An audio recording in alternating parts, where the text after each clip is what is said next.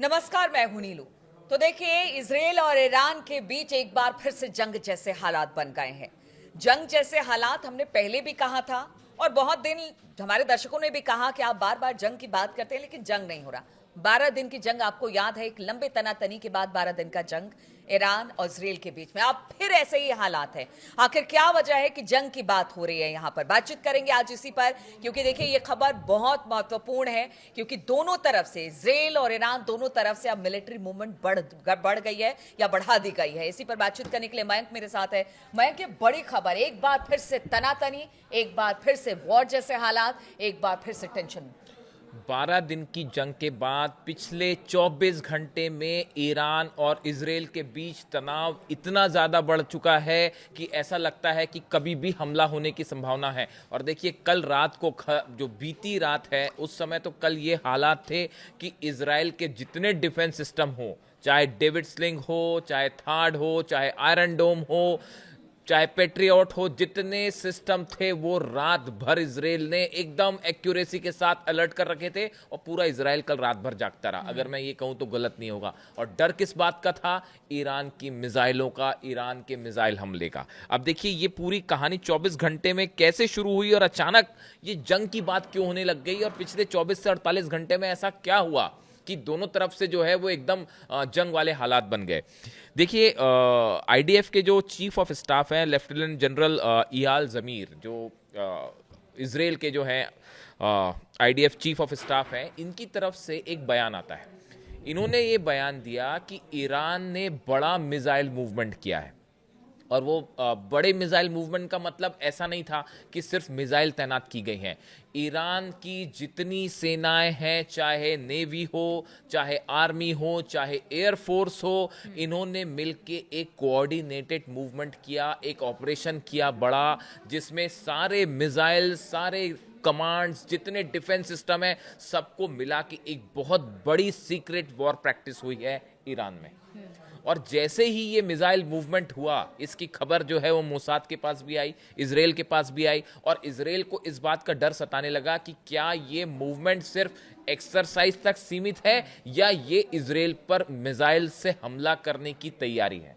और ये बयान खुद इजराइल के जो चीफ ऑफ स्टाफ हैं, इयाल जमीर, इनकी तरफ से आया।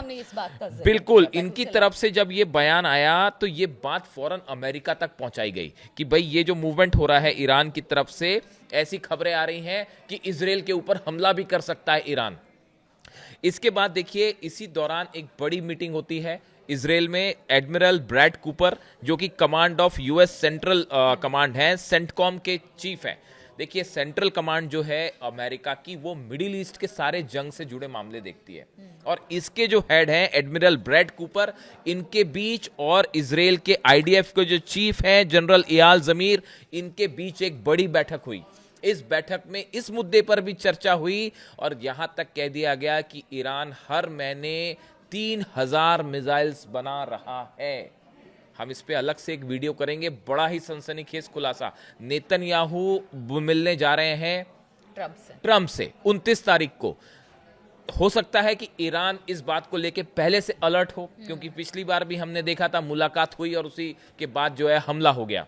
तो क्या और ये पहले से साफ है। देखिए, अमेरिका की कई न्यूज एजेंसीज ये दावा कर रही हैं कि इस मुलाकात में, ये मुलाकात सिर्फ ईरान को लेकर होने वाली है, नेतन्याहू। हाँ। और उसमें ये तय होगा ईरान के न्यूक्लियर प्रोग्राम का क्या करना है, ईरान के मिसाइल प्रोग्राम का क्या करना है, ईरान पर हमला कैसे करना है, इन 3 मुद्दों पर, और ईरान को कैसे रोका जाए। ये 4 मुद्दे हैं जिसपे नेतन्याहू चर्चा करने वाले हैं ट्रंप से। और अगर इसमें फैसला किसी बात की जंग को लेकर होता है, हमला करने को होता है, तो ईरान ने इसके लिए अपनी मिसाइलें तैनात कर दी हैं। पूरी मिसाइल्स जो हैं वो लॉन्च मोड में है। लॉन्च मोड मतलब आपने बटन दबाया और मिसाइलें चली। देखिए, मिसाइलें सिर्फ लॉन्च मोड पर नहीं है, बहुत तेजी से, जिस तरह से आपने कहा, मिसाइलें बनाई जा रही हैं। बैलिस्टिक मिसाइल को लेकर भी इजराइल को चिंता है।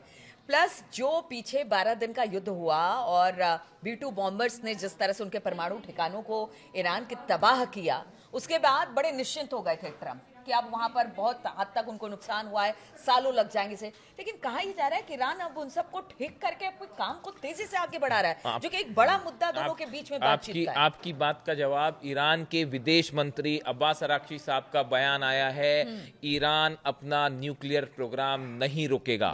ब्रिटेन की जो विदेश मंत्री हैं उनसे उनकी बात हुई है और उन्होंने साफ ये बात कह दी है, ईरान अपना परमाणु प्रोग्राम जो है वो नहीं रोकेगा। ईरान अपने मिसाइल प्रोग्राम पे तो बात ही नहीं करेगा, रोकना तो बड़ी दूर की बात है। ईरान अपने मिसाइल प्रोग्राम पर उन्होंने साफ कह दिया है ये ईरान के डिफेंस के लिए है और किसी सूरत में नहीं रुकेगा। कह रहे हैं नेतन्याहू को यही चिंता खाई जा रही है कि अगर ऐसा सब कुछ हुआ, बैलिस्टिक मिसाइल का इतना ज्यादा बनना, वहां पर परमाणु एक बार फिर से जो उनके ठिकाने नष्ट हुए थे उसको बनाना और अपने परमाणु कार्यक्रम को ना रोकना, उनका कहना है नेतन्याहू का, अगर ऐसा हुआ तो सबसे ज्यादा खतरा इजराइल को होगा। तीसरी बात जो अब्बास अराक्ची साहब ने कही, विदेश मंत्री ने, उन्होंने ये कहा कि 12 दिन की जंग में ईरान के लॉन्च पैड्स को जो नुकसान हुआ था, करीब 600 लॉन्च पैड्स ऐसे हैं ईरान के जिसके बारे में दावा किया जाता है जो इजराइल ने टारगेट करने की कोशिश की और उसमें से कईयों को नुकसान हुआ था, वो सब के सब रिपेयर कर लिए गए हैं, सब के सब ठीक कर दिए गए हैं।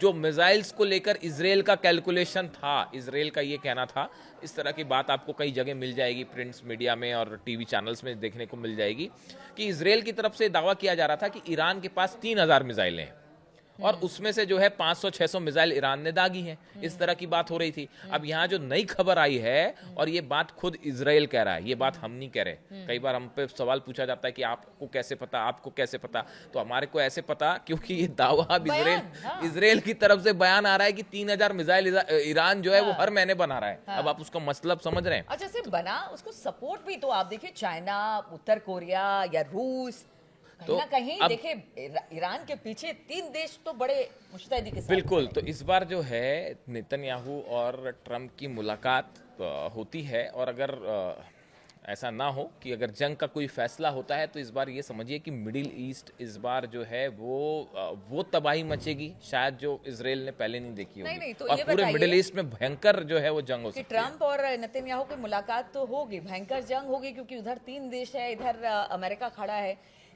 जो व्यक्ति ट्रम्प पीस की बात कर रहे हैं, जगह जगह पर नोबेल शांति पुरस्कार पाने के लिए एकदम से ललाए दिखाई दे रहे हैं, उनको लगता है कि वो नेतन्याहू को ये कहेंगे कि हाँ ठीक है, तुम आगे बढ़ो, हम तुम्हारे पीछे हैं, इस तरह के हालात को देखकर।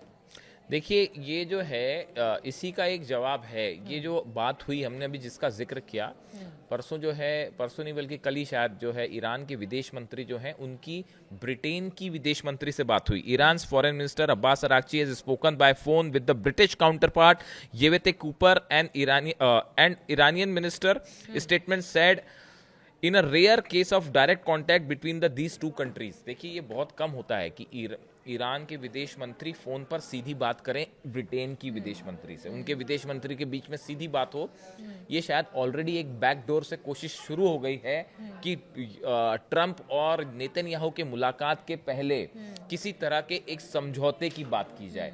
ब्रिटेन के विदेश मंत्री का ईरान के विदेश मंत्री से फोन पर बात करना, उसके बाद अब्बास अराक्ची का ये कहना कि हम जो है किसी कीमत पर समझौता नहीं करेंगे, न्यूक्लियर प्रोग्राम को लेकर भी नहीं करेंगे, मिसाइल को लेकर भी नहीं करेंगे, तो बड़ी साधारण सी बात है, आप अंदाज लगा सकते हैं कि उस फोन टॉक में क्या हुआ होगा।